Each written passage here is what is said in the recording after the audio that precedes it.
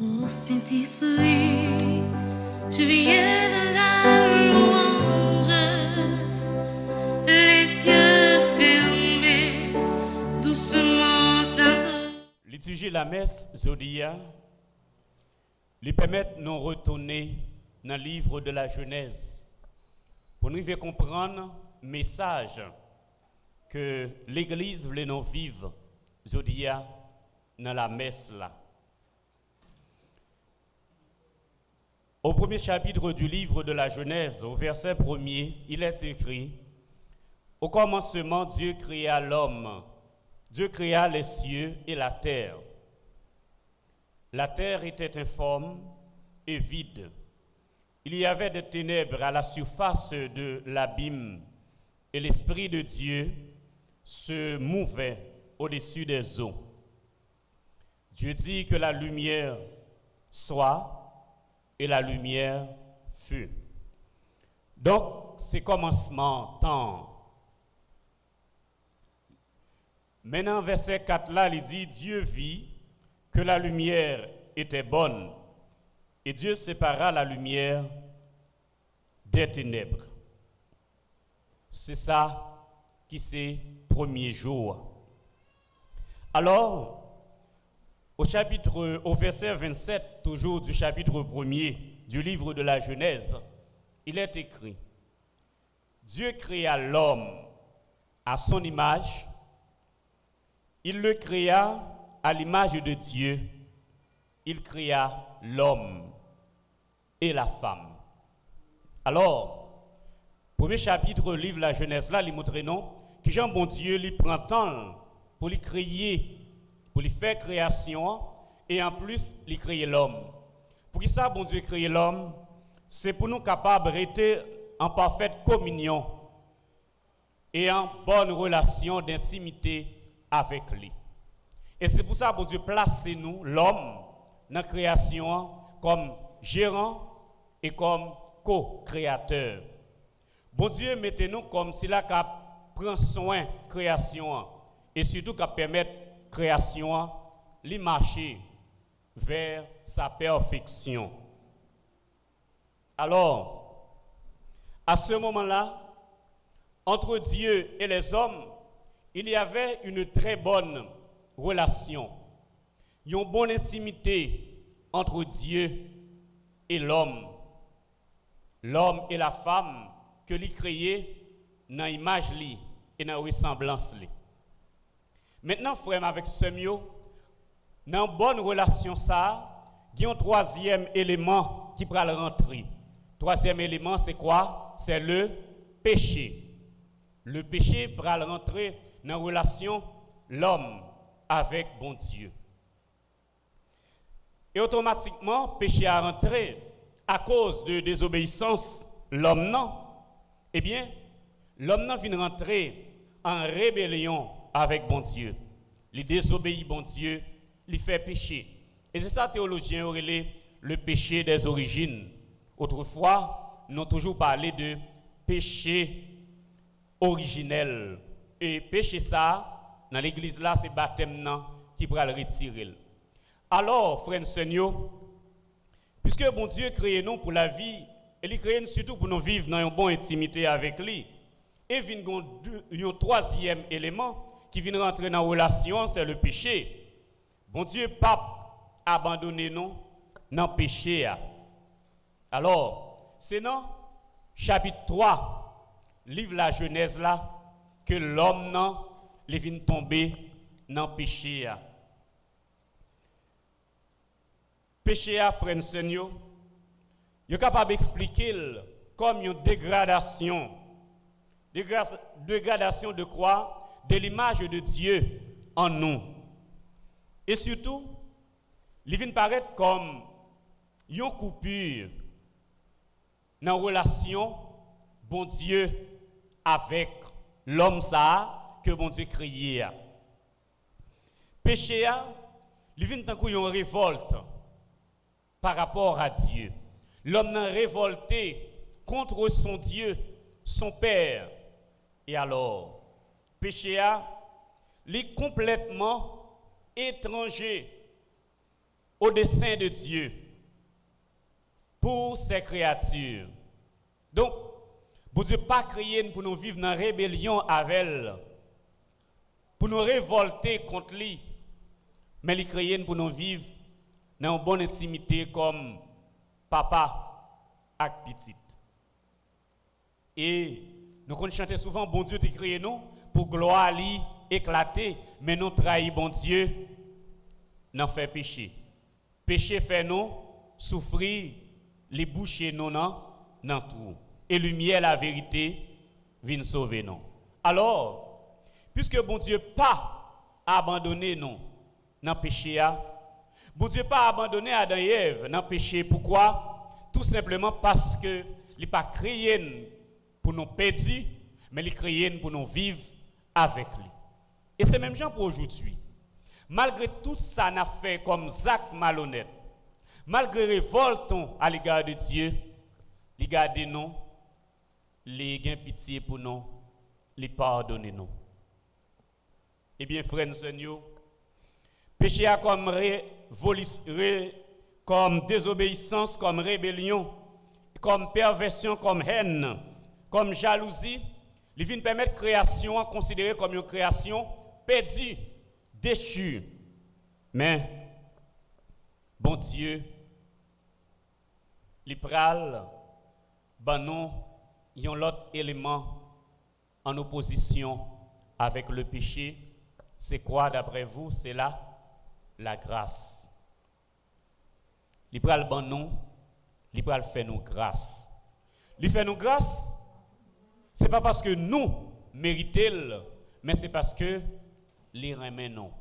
Et d'ailleurs, les crier non d'abord parce que les remet non. C'est par amour Dieu crier non. La grâce là, il va venir en opposition avec péché. Et c'est exactement ça. Saint Paul l'expliquait nous dans la première lecture nous côté.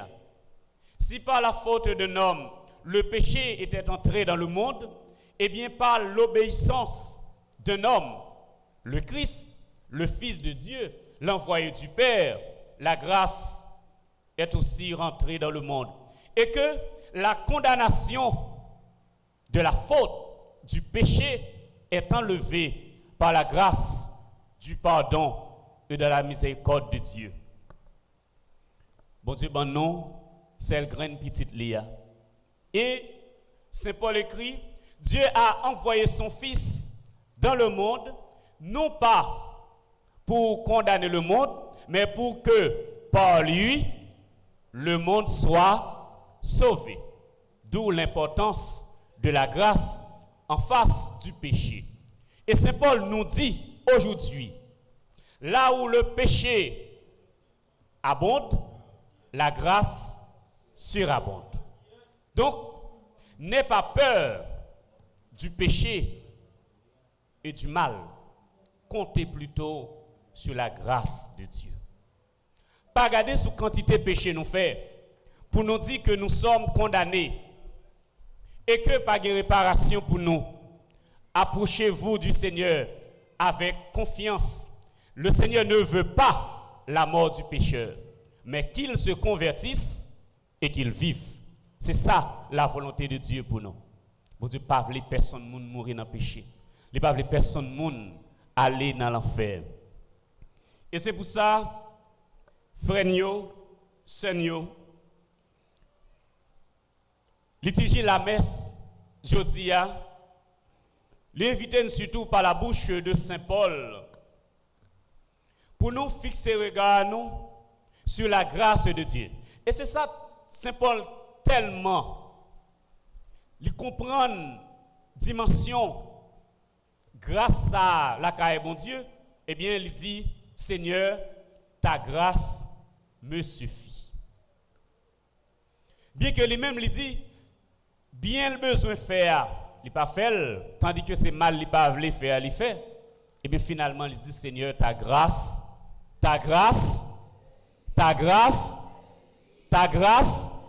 me suffit. Il faut compter sur la grâce et la miséricorde de Dieu. En dépit de tout ça, nous sommes capables de passer le monde. C'est bon Dieu qui fait nos grâces. Et Pape François, il m'a dit pour nous la prière en pile. Parce que le monde bouleversé. Et que nous pas connaissons qui côté conflit armé qui gagne un peu partout dans le monde, notamment en Russie, Ukraine, Israël, Palestine, qui côté conflit armé ça yo capable de mener le monde. Comment conflit armé ça yo capable d'élargir et tout élargissement possible de conflit armé ça yo a mené nous tout droit dans une guerre mondiale. Frère Seigneur, Pape François l'invite nous la prière. La prière pour la paix dans le monde. La prière pour la réconciliation. La prière pour la vengeance finie. Et la prière pour que les hommes plus sentis ses frères au lieu de comprendre ses adversaires. En Haïti, nous en avons besoin. Nous avons besoin pour nous comprendre qu'en Haïti, nous sommes tous des frères. Dieu nous appelle tous à marcher ensemble vers le royaume des cieux. Et si que nous sommes des frères, nous ne sommes pas, non jamais, des adversaires. Parce que Dieu nous a créés tous à son image et à sa ressemblance. Les frères ont souffert, c'est au même qu'a souffert. Et c'est pour ça, frères Seigneur, dans l'évangile nous écoutons aujourd'hui, Jésus-Christ lui-même, lui a attiré attention sur la notion de vigilance. Il dit avec partisan Lio, je cite, restez en tenue de service, c'est-à-dire soyez vigilants. Soyez comme des serviteurs et servantes qui attendent leur maître au retour des noces. Moun k'ap veillé, pas gen droit dormir. Jésus dit veiller, pas étape dormir. La vie comme volet, pingan retard dormir. Alors, frère Seigneur, là, c'est justement pour nous comprendre que dans la relation d'intimité, nous devons gagner avec bon Dieu, il doit permettre nous rester à veiller.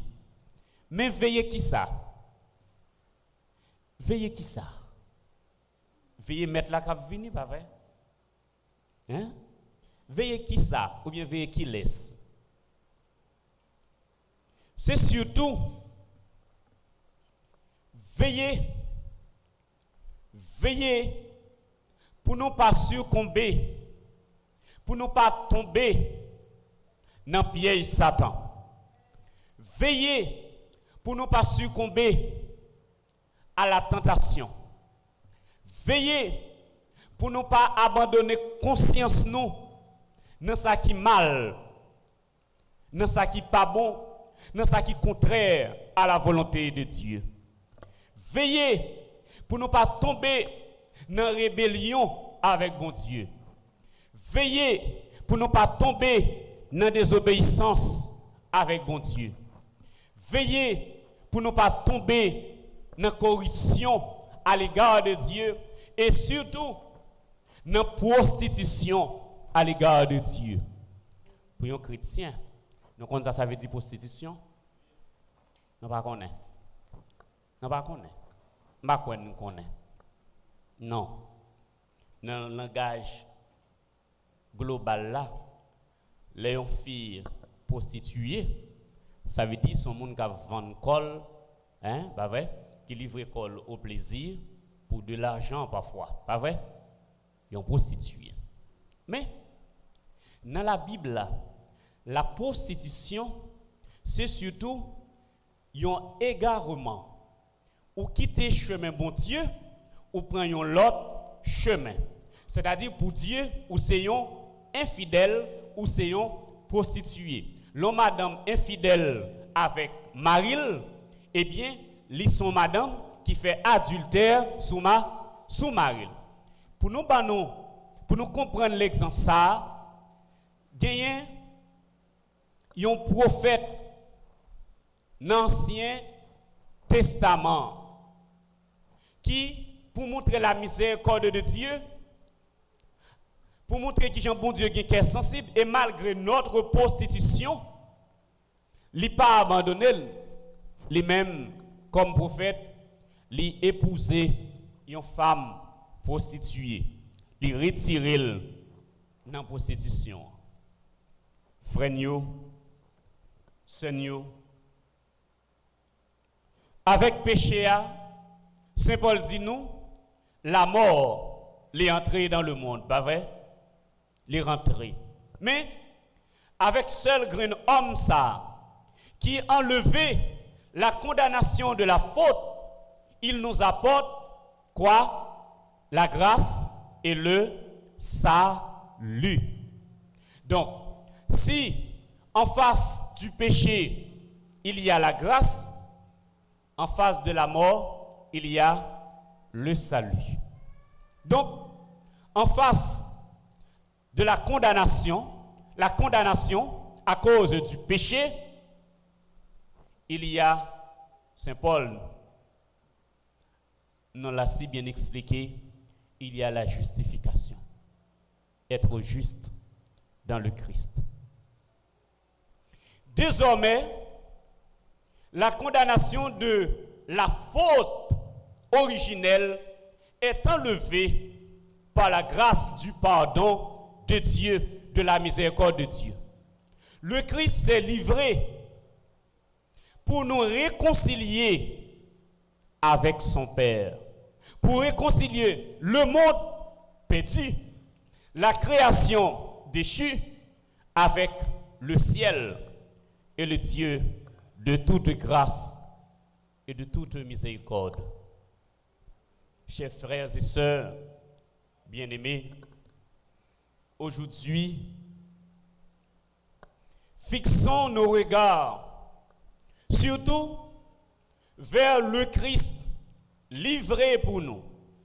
Et avant de recevoir la Sainte Eucharistie, l'Église fait nous proclamer: voici l'agneau de Dieu, voici celui qui enlève les péchés du monde. Heureux sommes-nous, nous qui sommes les invités au repas des noces de l'agneau. Si condamnation, péché nous yo levé, eh bien, nous devons dire gloire à Dieu.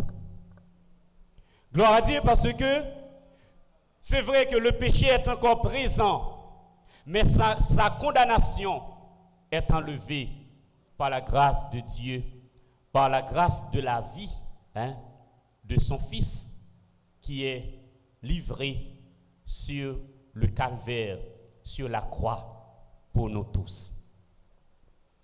Samedi le bénit, samedi saint, les noms ont célébré événement Pâques qui c'est plus gros fête l'église là. Dans un cantique qui aurait les exultètes, si nous songeons, parce que c'est chaque année, ils chantent. Nous entendons chanter, ils proclamer. C'est une proclamation pendant nos sièges allumés. Allah, yon péché, qui peut te chance avec lui. Faut que lui te fait vrai pour la mort Jésus-Christ et qu'abe facile. Nous entendons ça? Allah, yon péché, c'est péché Adam. Eh bien, péché ça, que théologiens ont souvent relé Félix culpa, heureuse faute qui nous a valu le Sauveur. Eh bien, frères et sœurs, à travers la liturgie d'aujourd'hui, nous devons comprendre qu'un chrétien n'est en aucun cas naufragé, sans boussole. Le chrétien sait d'où il vient Et il sait également où il va. Il sait comment y arriver. Parce que le chrétien n'a pas à compter sur lui-même, mais surtout sur celui qui le conduit, sur celui qui est le chemin, la vie et la vérité. Le chrétien doit constamment compter sur le Christ, car lui, il est le chemin. Nous sommes capables de dire souvent qu'il y a des situations à vivre, non pas ouais, non pas comprendre ça qui a passé, ni ça qui a privé. Eh bien, Dieu, lui, il sait et il comprend. Vous n'avez pas besoin de comprendre, parce que c'est Dieu qui vous mène, c'est Dieu qui vous conduit. Puisque pour Dieu comprendre, c'est fini. Moun kap menem nan, li comprendre, c'est li kap menem, pas besoin de comprendre, c'est fini. Et c'est pour ça, bon Dieu invite pour nous faire confiance. Nous devons avoir confiance dans moun kap menem nous, dans moun kap diriger la vie nous. Alors, frères et sœurs, l'appel de l'Église aujourd'hui, pour nous, c'est surtout un appel à la vigilance et aussi à notre responsabilité dans nos actes. Les nous faire pécher, c'est pour nous songer qu'à cette tête tonnerre, viens demander bon Dieu pardon, pour nous songer, viens réconcilier avec bon Dieu. Frères et sœurs, priez, veillez. Priez, veillez. Priez, veillez. Vous ne savez pas ni l'heure, ni jour. Soyez prêts, soyez vigilants. Notre Dieu est à notre porte. Qu'il nous garde toujours. Qu'il soutienne nos efforts, qu'il nous pardonne toujours nos péchés, nos fautes, et qu'il nous conduise avec lui un jour dans la vie éternelle.